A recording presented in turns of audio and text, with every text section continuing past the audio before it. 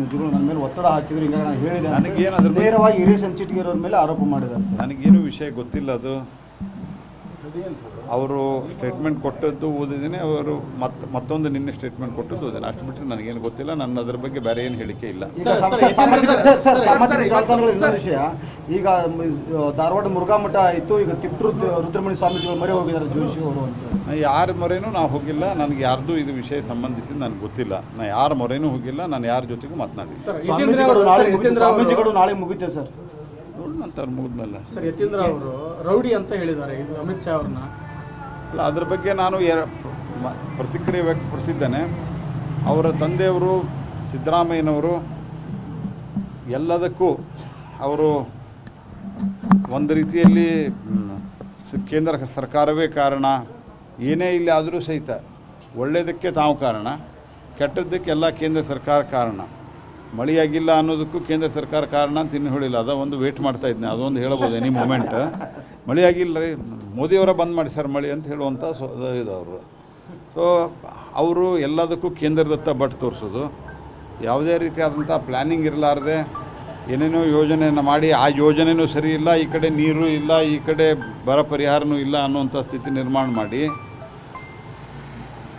But ಕೇಂದ್ರದ ಹತ್ತಿರ ತೋರಿಸುವಂಥ ಸ್ವಭಾವ ಇವ್ರದ್ದು, ತಮ್ಮ ಜವಾಬ್ದಾರಿಯನ್ನು ತಪ್ಪಿಸ್ಕೊಳ್ಳಿಕ್ಕೆ. ಇನ್ನೊಂದು ಕಡೆ ಇವ್ರ ಮಗ ಸರ್ಟಿಫಿಕೇಟ್ ಕೊಡುವಂಥ ಸ್ಥಿತಿಯೊಳಗೆ ಸರ್ಟಿಫಿಕೇಟ್ ಕೊಡೋ ಸ್ಟೇಜಿಗೆ ಬಂದಾರೆ ಇವರು. ಅವ್ರ ಸರ್ಟಿಫಿಕೇಟು ಯಾರೇನು ಅಂತ ಸರ್ಟಿಫಿಕೇಟ್ ಕೊಡುವಂಥ ಮಟ್ಟಿಗೆ ಶ್ರೀ ಯತೀಂದ್ರ ಅವರು ಬಂದಿದ್ದಾರೆ. ಇದೊಂದು ಸಭ್ಯ ಭಾಷೆ. ಯಾಕಂದ್ರೆ ಸನ್ಮಾನ್ಯ ಅಮಿತ್ ಶಾ ಅವ್ರನ್ನ ಇವ್ರ ಸರ್ಕಾರ ಫೇಕ್ ಕೇಸ್ನಲ್ಲಿ ಸಿಲುಕಿಸಿತ್ತು. ಅದು ಫೇಕ್ ಅಂತ ಅನ್ನೋದು ಟ್ರಯಲ್ ಕೋರ್ಟ್ನಿಂದ, ಹೈಕೋರ್ಟ್ನಿಂದ ಹೇಳ್ಕೊಂಡು ಸುಪ್ರೀಂ ಕೋರ್ಟ್ನವ್ರಿಗೆ, ನಿಮ್ಮ ದೇಶದ ನ್ಯಾಯಾಂಗದಲ್ಲಿ ನಂಬಿಕೆ ಇಲ್ಲ ಸಿದ್ದರಾಮಯ್ಯನವರೇ, ಯತೀಂದ್ರ ಅವರೇ? ದೇಶದ ನ್ಯಾಯಾಂಗ ವ್ಯವಸ್ಥೆಯಲ್ಲಿ ನಂಬಿಕೆ ಇದೆಯೇ ಇಲ್ಲ ನಿಮಗೆ? ಈ ನಮ್ಮ ದೇಶದ ನ್ಯಾಯಾಂಗ ಅವರನ್ನು ಸಂಪೂರ್ಣವಾಗಿ ಅವರನ್ನು ಖುಲಾಸೆ ಮಾಡಿದೆ. ಅದಾದ ನಂತರ ನೀವು ಈ ರೀತಿ ನೀವು ಸುಳ್ಳು ಕೇಸ್ ಹಾಕಿದವರು, ನೀವು ಫೇಕ್ ಎನ್ಕೌಂಟರ್ ಅಂಥೇಳಿ ಅವತ್ತು ಹೇಳಿದ್ದು ನೀವು. ಯಾಕಂದರೆ ಇಂಟೆಲಿಜೆನ್ಸ್ ಇನ್ಪುಟ್ಟು ಎಲ್ಲ ಆ ಸಂದರ್ಭದಲ್ಲಿ ಏನಿತ್ತು ಅನ್ನೋದು ಎಲ್ಲರಿಗೂ ಗೊತ್ತು. ಇದು ಕೋರ್ಟ್ ತೀರ್ಮಾನ ಮಾಡಿದೆ. ಈ ಕೋರ್ಟ್ ತೀರ್ಮಾನ ಮಾಡಿದ ನಂತರ ಈ ರೀತಿ ಒಂದರ ಅತ್ಯಂತ ಬಾಲಿಶವಾದಂಥ ಹೇಳಿಕೆ ಕೊಡೋದೇನದಲ್ಲ, ಇದು ಅತ್ಯಂತ ಅವರ ಮುಖ್ಯಮಂತ್ರಿ ಮಗ ಒಂದು ಸರ್ತಿ MLA ಇದ್ದವರು, ಇವರ ಒಂದು ಸಂಸ್ಕೃತಿಯನ್ನು ತೋರಿಸ್ತದೆ. ಸರ್, ಈಗ ಮಂಡ್ಯದಲ್ಲಿ ಮೀಟಿಂಗ್ ಮಾಡ್ತಾ ಇದ್ದಾರೆ ಬೆಂಗಳೂರಲ್ಲಿ. ನಿನ್ನೆ ವಿಜೇಂದ್ರ ಅವರು ಭೇಟಿ, ಅವ್ರನ್ನ ಮದುವೆ ಮಾಡುವಂಥದ್ದು ಏನಾದರೂ ನಡೀತಾ ಇದೆ? ರಾಜ್ಯ ಅಧ್ಯಕ್ಷರು ನಿರ್ವಹಿಸ್ತಾ ಇದ್ದಾರೆ, ಅದು ಸರಿ ಆಗತ್ತೆ ಅಂತ ನಂಗೆ ನಂಬಿಕೆ. ಸರ್ ಈಗ ಕುಮಾರಸ್ವಾಮಿ ಅವರು ತಮ್ಮ ಅಲಯನ್ಸಲ್ಲಿ ಪ್ರಮುಖ ಪಾತ್ರವನ್ನು ವಹಿಸಿದವರು, ಅವರು ಆಪರೇಷನ್ ಆಗಿದ್ದಕ್ಕೆ ಸಾಕಷ್ಟು ಲೇವಡಿ ಆಗ್ತಾ ಇದೆ. ಚುನಾವಣೆ ಸಮಯದಲ್ಲಿ ಬಂದಾಗ ಕುಮಾರಸ್ವಾಮಿ ಅವರಿಗೆ ಹಾರ್ಟ್ ಆಪರೇಷನ್ ಆಗುತ್ತೆ, ಅಳು ಬರ್ತೈತೆ ಅಂತಂದು.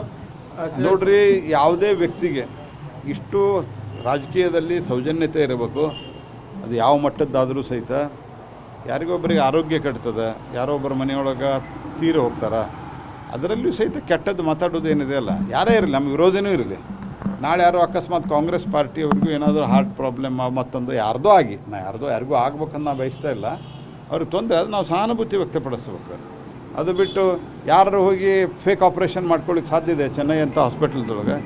ಈ ರೀತಿ ಕ್ಷುಲ್ಲಕತನದ ಮಾತುಗಳು ಸರಿಯಲ್ಲ. ಇದು 4 ದಿನದಾಗ ಹೆಂಗೆ ಬರ್ತಾರೆ ಹಾರ್ಟ್ ಆಪರೇಷನ್? 1 ತಿಂಗಳ ರೆಸ್ಟ್ ಮಾಡಬೇಕು. ನೋಡ್ರಿ, ಆ ರೀತಿ ಇಲ್ಲ. ಈಗ ಸಾಕಷ್ಟು ಬದಲಾವಣೆಗಳಾಗ್ಯಾವ. ಮೆಡಿಕಲ್ ಸೈನ್ಸ್ದಲ್ಲಿ, ಮೆಡಿಕಲ್ ಸೈನ್ಸ್ ಟೆಕ್ನಾಲಜಿಯಲ್ಲಿ ಭಾಳಷ್ಟು ಬದಲಾವಣೆಗ್ಯಾವ. ಮೊದಲ ಈ ಬೆನ್ನು ಹುರಿಗೆ ಆಪ್ರೇಷನ್ ಮಾಡಿದ್ರೆ ತಿಂಗಳಾನುಗಟ್ಟಲೆ ಮಲಗ್ತಾ ಇದ್ರು. ಈಗ 2ನೇ ದಿವಸ ಅಡ್ಡಾಡ್ಸೋಕ್ಕೆ ಶುರು ಮಾಡ್ತಾರೆ. ಆಪ್ರೇಷನ್ ಆದ ನೆಕ್ಸ್ಟ್ ಡೇ ಹಾಸ್ಪಿಟಲ್ದಲ್ಲಿ ವಾಕಿಂಗ್ ಮಾಡಿಸ್ತಾರೆ, 3rd ಡೇ ಎಬ್ಬಿಸಿ ಮನೆಗೆ ಕಳಿಸ್ತಾರೆ. ಯಾವ ಕಾಲದಲ್ಲಿದ್ದಾರೆ ಇವರು? ಅಂದರೆ ಅವ್ರೇನು ಸುಳ್ಳು? ಮತ್ತು ಈಗ ಸ್ಟಂಟ್ ಹಾಕಿದರೆ ಅವತ್ತಿನ ದಿವಸ ಮನೆಗೆ ಕಳಿಸ್ತಾರೆ. ಇವೆಲ್ಲ ಸಂಗತಿಗಳನ್ನು ಅವರು ಸುಳ್ಳು ಹೇಳಿದ್ದಾರೆ ಅಂತ ನಿಮಗೆ ಹೆಂಗೆ ಗೊತ್ತು? ಹಾಸ್ಪಿಟಲ್ದವ್ರು ಸುಳ್ಳು ಹೇಳ್ತಾರೆ. ಈ ರೀತಿ ಕ್ಷುಲ್ಲಕತನ ಮಾಡೋದು ಅಥವಾ ಒಂದು